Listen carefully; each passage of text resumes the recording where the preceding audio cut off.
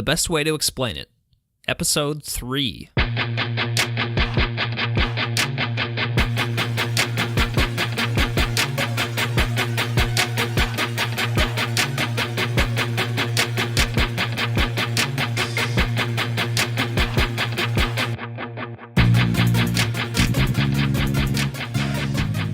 Okay, welcome back to the third episode of The Best Way to Explain It, the podcast where we like our coffee like we like our women, not nagging us constantly. Am I right? Wow. I don't know. Depends on what the coffee is nagging me about. If it's to drink more coffee, then I'm okay with it. Well, true, but coffee never does that to you. Coffee is kind and sweet and delicious. And by sweet, I mean, like, you know what I mean? Like, yeah, it's like a mother's sweetness, not, a sugary sweetness. The sweet cherishing of the fact that we just lost all of our female listeners. I'm sorry. It was a good Please one. stay. It was a good burn, but I mean, the fact that you're single just proves that you don't know how to talk to women. Hey, ladies. Now that you've heard me say that. You're such a terrible person, Scott. We should add a dating page on our website for me. That's Applications. how we'll make most of our money, is a dating page. Yes. Yeah. Wait, I'm confused. They outlawed slavery like 150 years ago. I just about said 50 years ago. Wow. Didn't they quit allowing slavery like 10 years ago, man? Dude, I hated it. Had to start paying all those people. Well, there goes the rest of them. Yeah. All right. For our white male property-owning audience that's left. Should we play the national anthem and tell everyone we're kneeling so we lose that crowd too? Yeah. All right. Man. So, for the anarchists that are left, Yeah. welcome. At least we know what anarchists are instead of the usual definition of anarchy, where everyone's like, oh, the cars are going to be burning in the streets. No. Me selling you a banana that I grew on my magical banana tree that somehow grows in Nebraska and then not paying any taxes on it, that's anarchy, people. Yeah. No, that's true. Yeah. Yeah, we've stayed surprisingly away from political topics in this very first episode, in this very first, 2.5 minute segment. We've managed to offend about everybody. Yeah, I'm just very happy that we can't even get a podcast to launch without getting political. Oh, wow. We are. Well, maybe it's a good time to kind of give a little background as to who we are, Scott. And I think that's a horrible idea. yeah. I'm What do you mean? not saying our political beliefs, but how you and I met, man. Oh, yeah, no, absolutely. Yeah.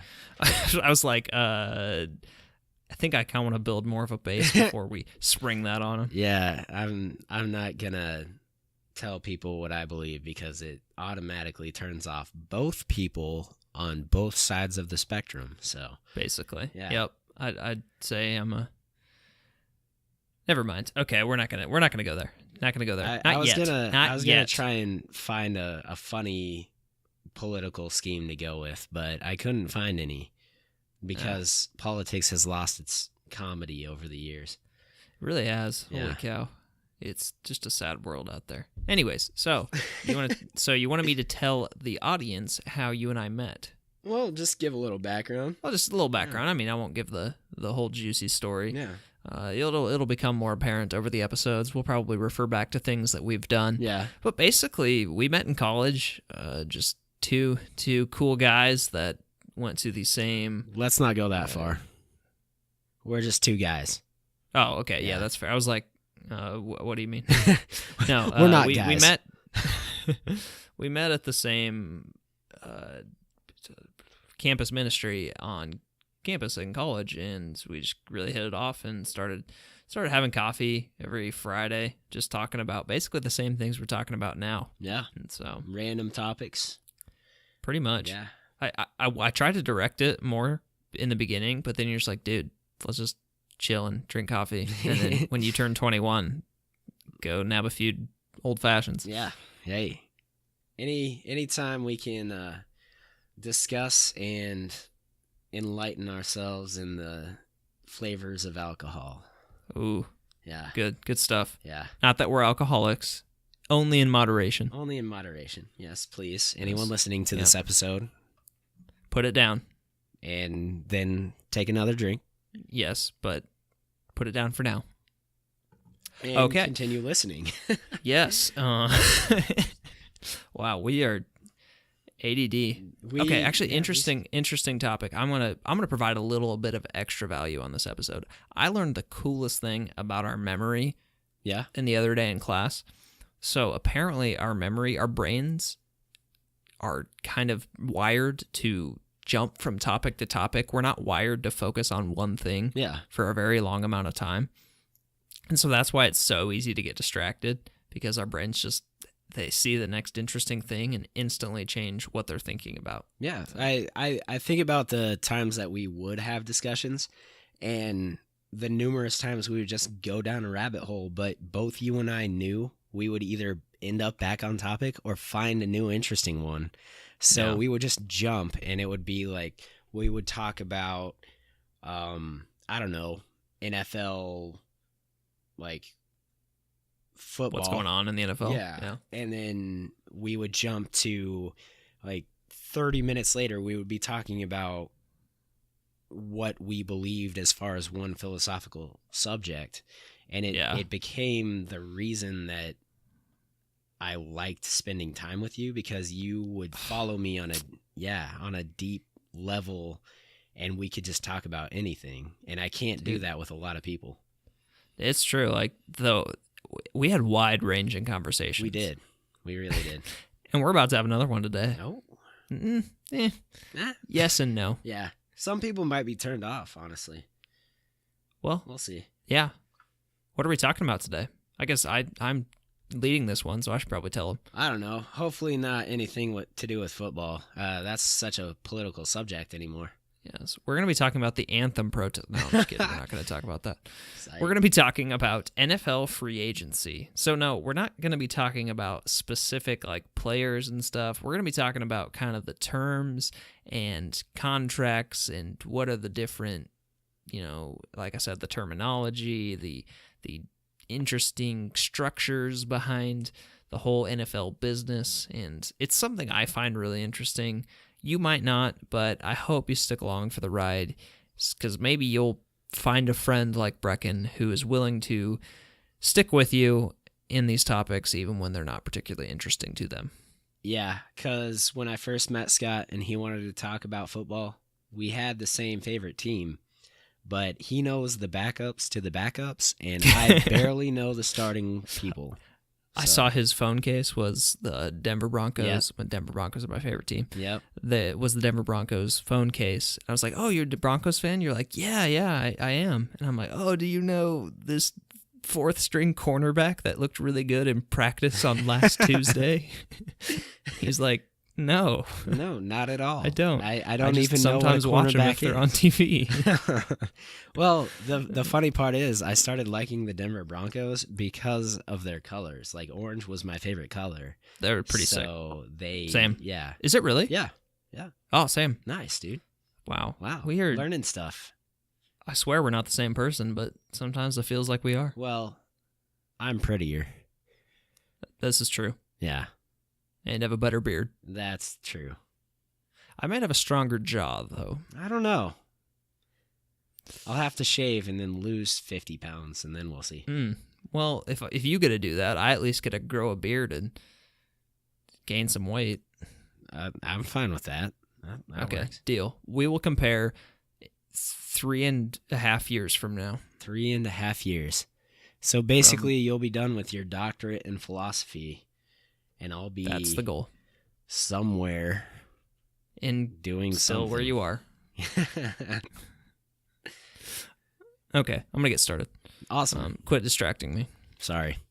Okay, so we're gonna talk about NFL free agency. So I hope you guys can appreciate a complex topic when you find one, because NFL free agency actually is quite a complex topic. Because first, what I want to do is just kind of define generally what we mean when we talk about NFL free agency. So the players in the NFL can play for one of 32 teams, right? So what they do when they play for one of these teams is they'll sign a contract that says, I will play this many years for you if you pay me this much money. That's more or less what the contract says. So when you don't have a contract with a team, but you're still technically employed by the NFL, because the NFL is kind of the centralization of all of those teams. They just all agree to play under the NFL's rules.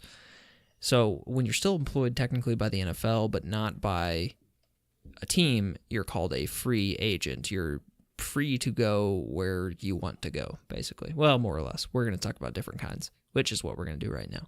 So there are actually different types of free agents. So the first type we have are unrestricted free agents. Sometimes they're abbreviated as UFAs. So these are players that just aren't under any contract with any NFL team and can freely sign with any team as soon as the new league year begins, which signifies the end of their current contract. So that's just kind of what I described at the beginning. That's what an unrestricted free agent is. So not only are there unrestricted, obviously if there are unrestricted, that implies that there are restricted free agents, sometimes called RFAs. So restricted free agents are players who have less than 3 years of accrued seasons. So an accrued season is just a season in which the player is on either the team's active or inactive roster. So active roster means they have the ability to play in the game. Inactive roster means they're technically part of the team, but they're not allowed to play in the game. I don't know why the NFL does that, but they do. Would the inactive roster be like the practice team, basically? So you're... that's an interesting question. I'm not sure how... I think it kind of depends on what rules you're referring to. Okay. Or what rules you're talking about. Okay. And maybe so I'll just go with depends there. Yeah, maybe that also has to do with like player rights. So technically, like Marshawn Lynch, where we are going to get into a little bit of players here. Yeah, we'll use examples of players. Yeah. So the rights to Marshawn Lynch were to the Seahawks. Who's a running back? Yeah, to the Seahawks before this season, but then they made a trade, I believe, to the Oakland Raiders. Correct. Yeah, and to acquire his rights. Yeah, they acquired his rights to have Marshawn Lynch on their active roster. To offer him a contract, yeah. So maybe the inactive roster has something to do with that, possibly, or maybe that's just player rights, and that's kind of a weird thing, but yeah. The way I understood it is that the Seahawks, who had Marshawn Lynch's rights, put Marshawn Lynch on the reserve retired list. Okay. So that just means he's retired from the league, or he's doing something, I guess. That's not football, so they don't have to pay him. But yeah. And then they activated him off of that and then traded him. That's okay. kind of the way I understood it. Okay. So, again, accrued seasons, they're on the roster or they're on IR for at least 6 games, which is injured reserve. So if they're injured, they could be put on this thing called injured reserve, which means the player doesn't count towards the team's roster limit because they're only allowed to have a certain number of players on their roster. So IR for at least 6 games, or the PUP list, the physically unable to perform list, which is pretty similar to the IR. There's a few different rules that are just kind of weird that we don't need to get into. Okay, so yeah, so that's what an accrued season is. So players who have less than 3 years of accrued seasons, which are just seasons in which the player's on like I just said. So they become restricted free agents when their contracts expire, right? So these players who have less than 3 years. So their current team holds their rights, which means they can be tendered or offered a 1-year contract at a certain contract level, either first, second, or original round status. So when a player enters the league, they're usually either drafted or they come in as an undrafted free agent. So drafted just means the NFL is able to choose from the ranks of the college players who gets to go to which team. And so this is done in rounds. So each team gets 1 pick per round, generally. I mean, you can get more. You can through other rules that we'll talk about a little bit later, or you can trade for other ones.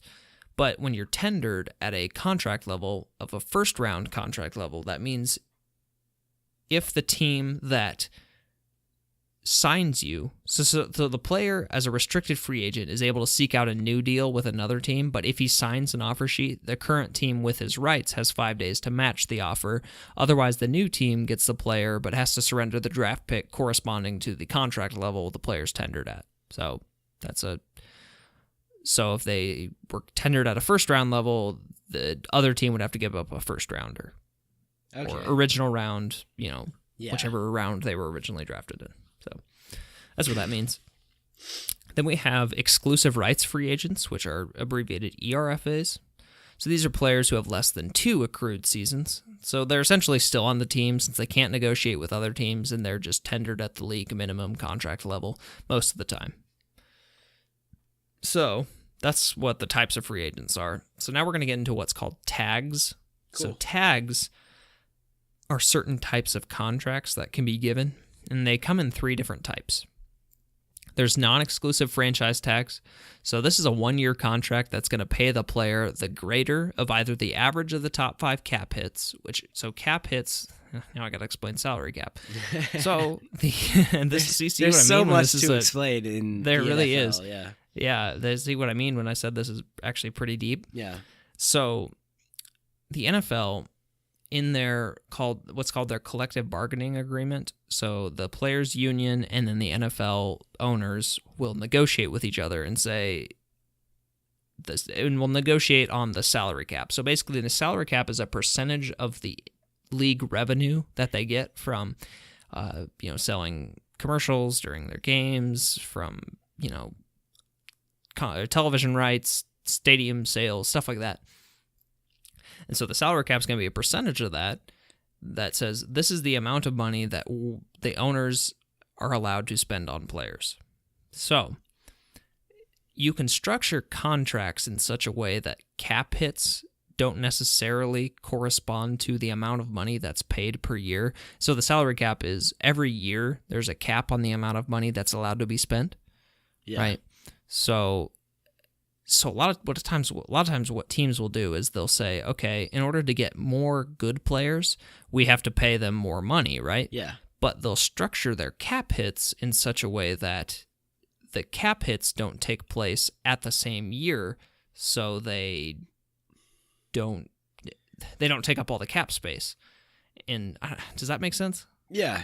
It's salary cap is the reason that I'm bad at Madden, I'll just say.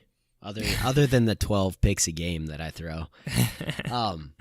So for those of you who still maybe aren't quite catching on, another way to explain salary cap is if you had no salary cap within the league, you would have teams that make a lot of money. Let's say the Patriots and the Cowboys. They're 2 of the top grossing, not even football teams, they're like overall teams. They just make so much money. Seahawks are up there too. They could pay so many good players to come to their place and play. They could just throw all sorts of money at them. They could buy the best team, essentially. Whereas with this salary cap, they have so much money that they can spend each year on players that it kind of evens out the teams, even though the Pats are still a good team every year, and the Browns aren't so much. Although they're not too bad this year. Or maybe I'm thinking of the Bengals. The Bengals aren't too bad. No, Bengals are bad. They're both bad. No, they are 2 of the greatest dynasties within football. The Browns in the 50s were. But all right. But to explain salary cap in a way that maybe someone who isn't as interested in the NFL or the NFLPA, the Players Association, that's another reason why they have the salary cap. Mm-hmm. It's like a union. Yeah. It's the players' union. Yeah. Yeah. So they have this cap. Cap hits are, so each year you're going to pay this player so much money based on the contract. So if you signed a player to a 4-year, $20 million contract, you theoretically you'd pay them $5 million a year. Well, that's not technically true. You can structure them a bit differently so that the cap hit isn't $5 million, it's $3 million, because you're going to pay them the extra $2 million next year or something like that. And so that's what I mean when I say cap hits. So we're going to talk more about contracts a little bit later. But anyways, back to tags. So there's the non-exclusive franchise tag, what I was talking about. So it's a 1-year contract that's going to pay the player the greater of either the average of the top 5 cap hits in the past 5 years at his respective position, or 120% of the player's current salary. And this is all fully guaranteed money. So the player is going to be free to negotiate with another team while tagged, but if a deal is signed with another team and the current team declines to match it, then the signing team must give up 2 first-round picks to the other team. And while tagged, a long-term contract can still be signed up until a certain point during the offseason, usually right around mid-July. And then the player must either sign the tag or they have to sit out the season because the current team owns the rights to that player. So that is the non-exclusive, which means there is an exclusive franchise tag. This I don't think is used quite as often, but it is used sometimes. So it's basically the same thing in terms of contract structure, but the player just can't negotiate with other teams. And consecutive tags in off seasons lead to increases in salary, since the salary is always at least going to be 120% of the previous season's salary. Yeah. So there's usually kind of a natural limit on the amount of times you can just tag somebody, which is kind of what we're seeing with Kirk Cousins this year. Yeah. So yeah. Then we have the transition tag. This one not seen too much. Some teams are fond of it, other teams aren't. But it's basically a 1-year contract, so the same concept, but it just pays the player the greater of either the average of the top 10 salaries of the players in the league at his position or 120% of the player's current salary. And the player can negotiate with other teams, but his current team has the right to match, and if that offer the current team makes him is not matched, then the current team's just not going to get anything. So it's just you can get a lower salary using a transition tag. Yeah. But you also can lose a player for nothing if you choose not to match. Yeah. Yeah. So that's the advantage of using it. So you're kind of rolling the dice with a transition tag.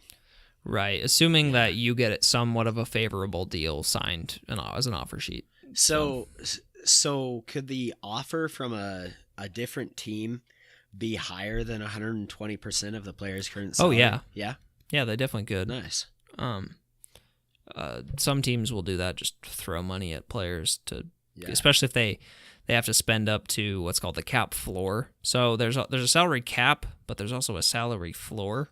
So the teams have to spend at least 89% of the salary cap. Otherwise, they were going to get in trouble. But that's over like a 4-year period. Yeah. So they have 4 years to spend on net 89% of what the salary cap would be added up over those 4 years. So this prevents teams from... So it's like, say like a team in New York, right? So a New York team is probably going to get their stadium filled most Sundays, just because there's a lot of people, and so... People are like, let's just go to the game. Yeah, regardless of the product. Even if they're not fans, they'll just be like, hey, there's a game. Want to go? Right. Yeah. Right. So, if the owner just wants to make money, they can just be like, well, we're just not going to pay anybody anything and just put something out there that's not very good. So this kind of keeps the players happy by making sure that they're getting money spent on them, and it also keeps the league more competitive and keeps teams from like tanking and trying to get good draft picks just purposefully by not spending any money. Yeah, that makes sense. Yeah, so that's the salary floor. Now I'm going to talk about a bit more about that pesky NFL draft I was talking about. Oh. So I'd mentioned that each team is going to get 1 pick per round in the NFL draft, and there's 7 rounds.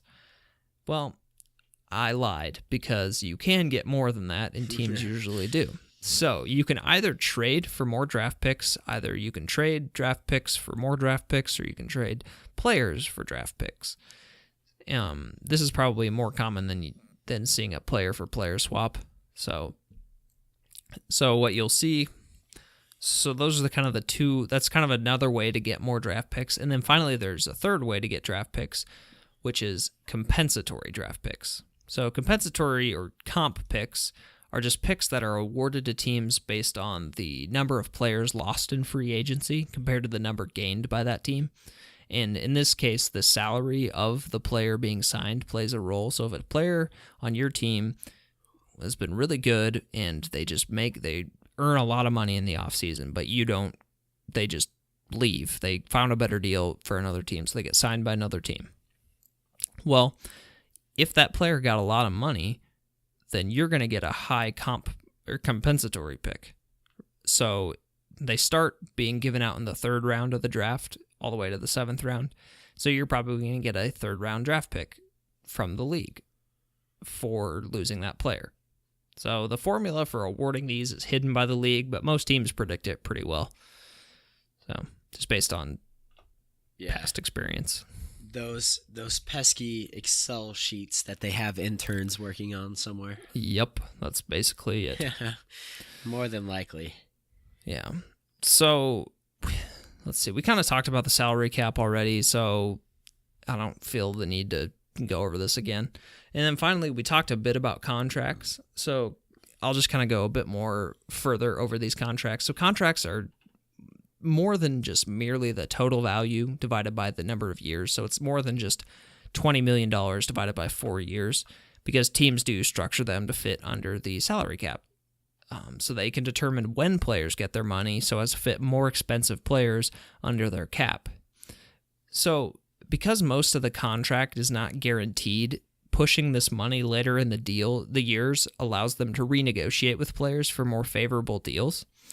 So think about it this way. So say I sign Breckan for a 4-year, $20 million contract. Best D-end in the league. Yeah.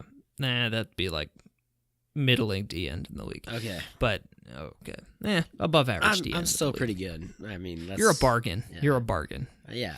So the way we structure, because you're betting on yourself to make more money. Say that's the case.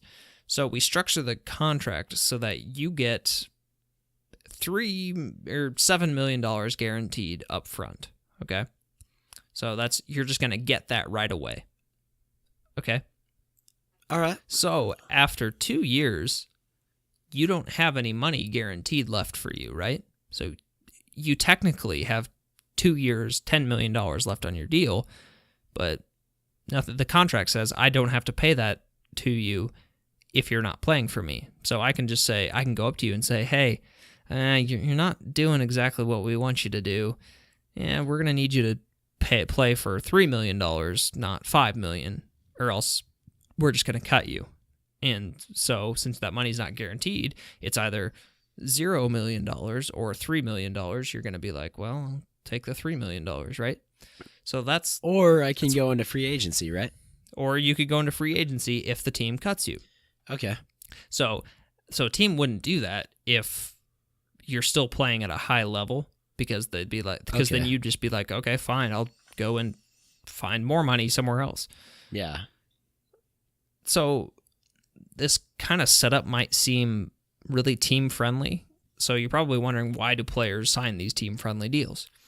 Well, this is because of the signing bonus. So this is money that players get immediately after they sign their deals. So this money is going to be fully guaranteed, and so players want to get theirs as soon as possible, right? They want to get their money as soon as possible. So back to that deal. Say I guarantee you $7 million on signing. So as soon as you put pen to paper on that contract, you just get $7 million right into your bank account. Boom. That's a pretty, and you don't even have to play it down for them. Yeah. You could get injured in the off season, and right, you would still have $7 million. And so that signing bonus kind of acts as a sweetener for the player to be like, I might get screwed over there at the end of the contract, but man, that'd be nice to have that $7 million right away.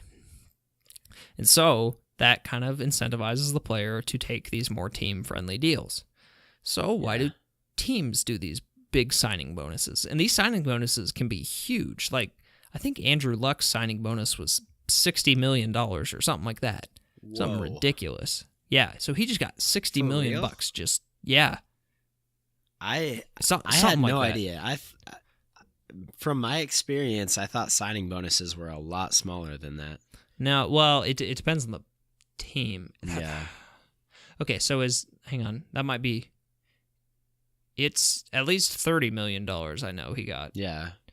As signing bonus, it might have been $65 million fully guaranteed, $87 million total guaranteed, and then like $30 million of that was signing bonus. Okay. It was a large amount for a signing bonus. Yeah, that's it was the biggest huge one. Bonus. Think about that. Think about being able to sign a piece of paper and just boom, $30 million. Wait, you don't do that every day? All I do is get money. Get money. From the fact that you're still in college, that's pretty funny. Yeah, I know. Yeah. Don't make fun of me. It's okay. Everyone's in college for 3 years. Something like that. Okay. Well, anyways, I was making a grand point was going to really blow your friggin' mind. Yeah. About why teams do the big signing bonuses. So why is it, Scott? Oh, man. That sounded so sarcastic. Well, I'm sorry. Oh, my gosh. It wasn't sarcastic, I promise, man. I'm so mad at you now. Yeah. Well, you're going to have to figure it out on your own. Okay, so you get these signing bonuses, and let's just say you're Andrew Luck and you got $30 million. But you were talking about this whole salary cap thing of like X many million, let's say like 200 million. Okay, don't take my thunder. I'm going to explain it. I could not explain it. Yeah. But I'm not doing it for you. I'm doing it for the listeners. I thought I was onto something there.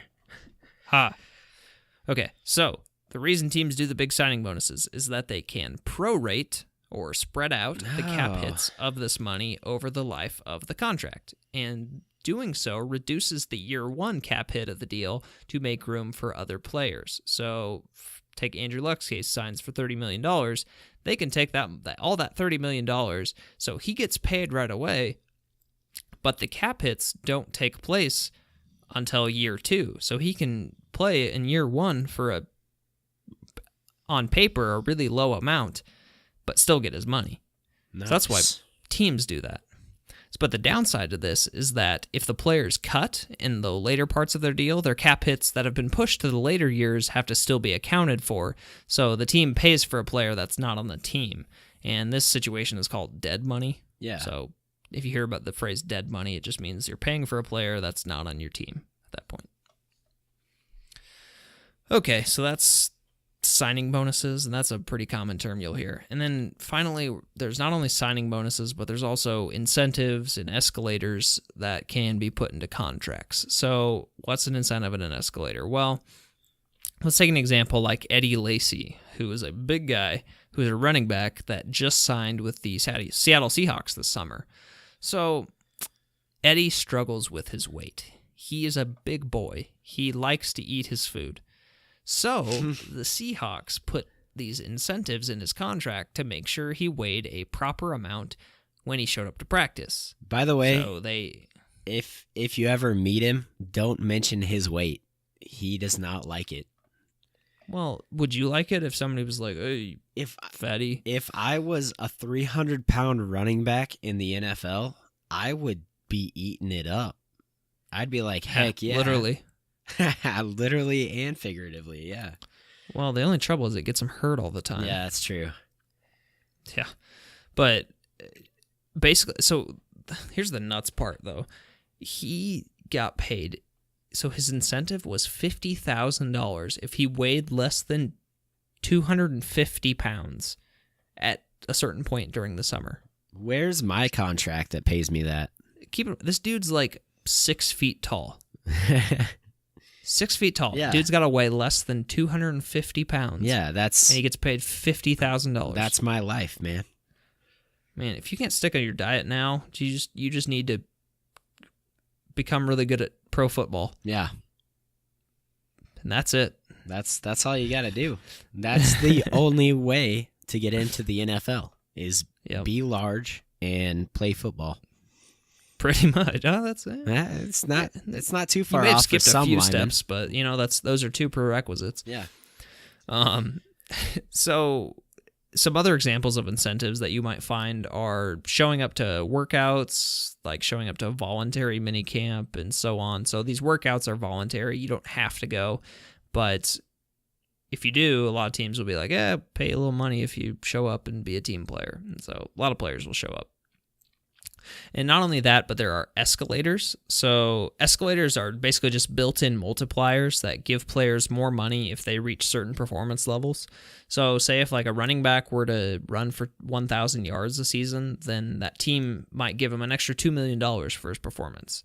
And the reason teams do this is so if a player has not been performing well, but they don't want to just outright cut the player. So a player was a star early in his career, kind of went downhill, and they'd sign him to this big deal, but they don't want to pay him that much money, but they still kind of want to keep him on the team. They'll go to his contract and say, hey, we're going to restructure this contract. And keep in mind, the player wants this because they're out of guaranteed money, and if they don't agree to this restructure, they'll just be cut.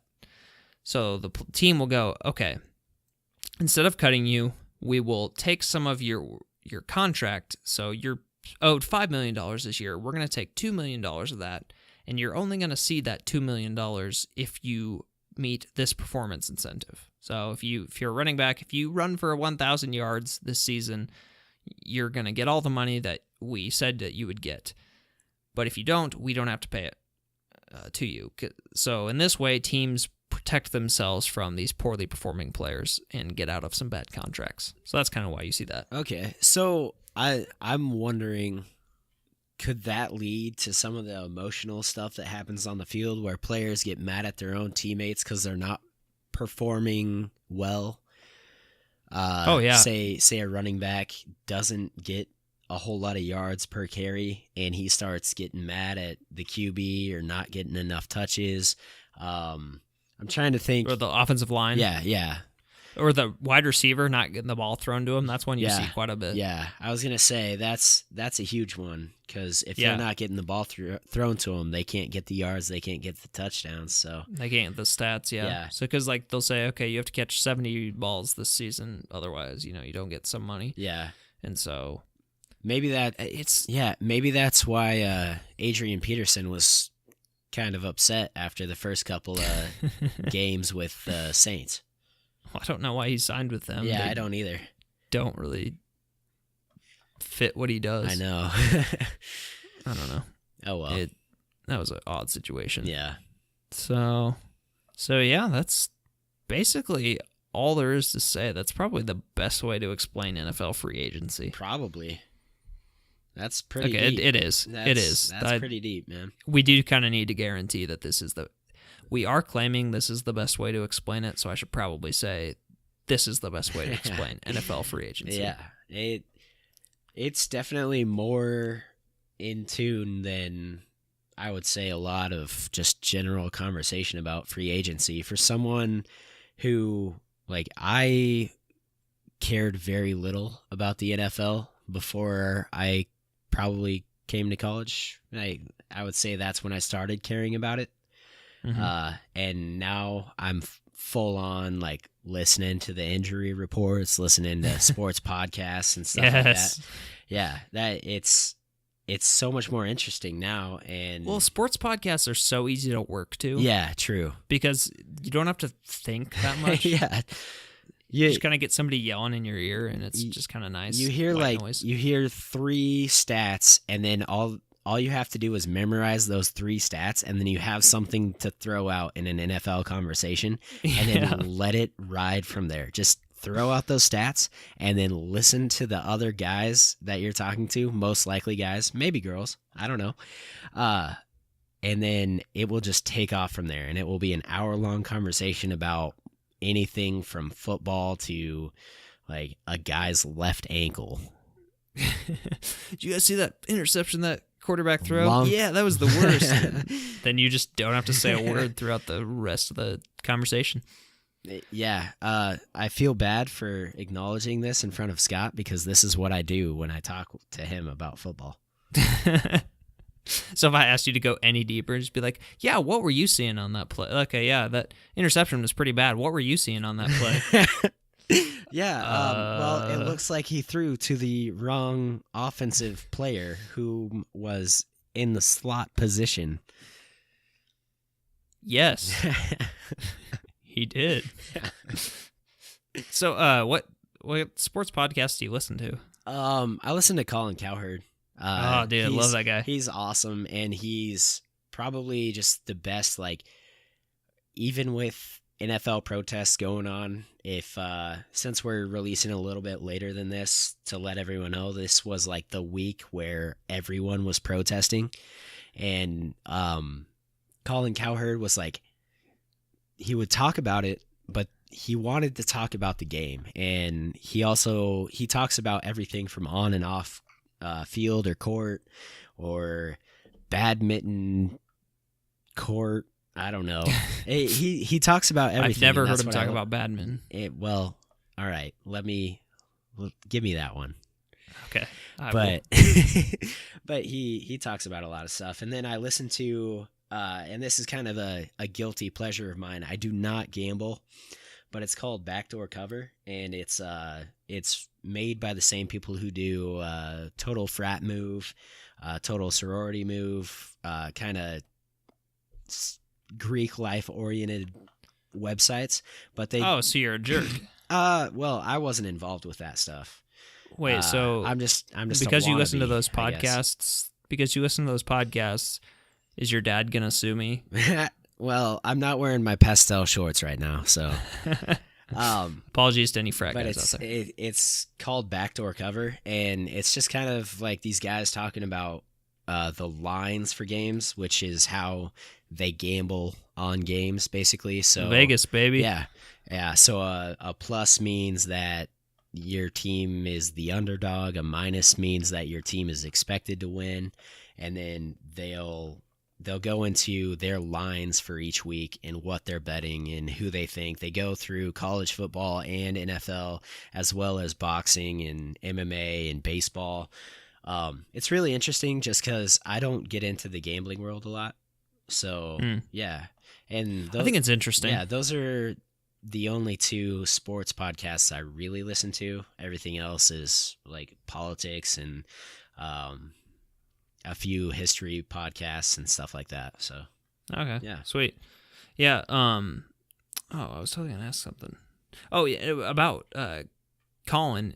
The thing I like about him is he's not like a he's conventional sports, but he always seems to have some unique take on the day's events. Like, I don't feel like I hear his take by everyone else, which I enjoy. I think he explains himself better. Like, if you listen to Dan Patrick, he'll just be like, well, obviously the Cowboys are going to do this. And then Colin Cowherd will be like, well, what I'm thinking is, and then he'll explain it. And then his analogies are amazing. Yeah, and his analogies and everything. Like, he's a more in-depth guy, and he shows a little bit more of like who he is as a person, which is definitely cool. And then there's Chris Collinsworth. Yeah, my favorite football announcer ever. Don't get me started. Not gonna do an impression right now. My criticism is he sounds like he smokes a pack a day, and the only thing he has to say is he hasn't seen a formation on the field before, even if he has. And I think he's great. I really like Chris Collinsworth. He's no Phil Simms, is what I'm saying. Oh my gosh. Oh, have you heard Romo though? Dude's great. Romo is my favorite right now. Oh, he's so good. Romo is my favorite. Oh, so good. So good. Yeah. Well, we riffed there for we did about riff. our other podcasts we like. It was awesome. Go check out the other podcasts if you're ever bored of what we're doing here. Yeah, no, they're really good. Yeah. And check out our website, thebestwaytoexplainit.com. Yeah. See you next time. Get learning.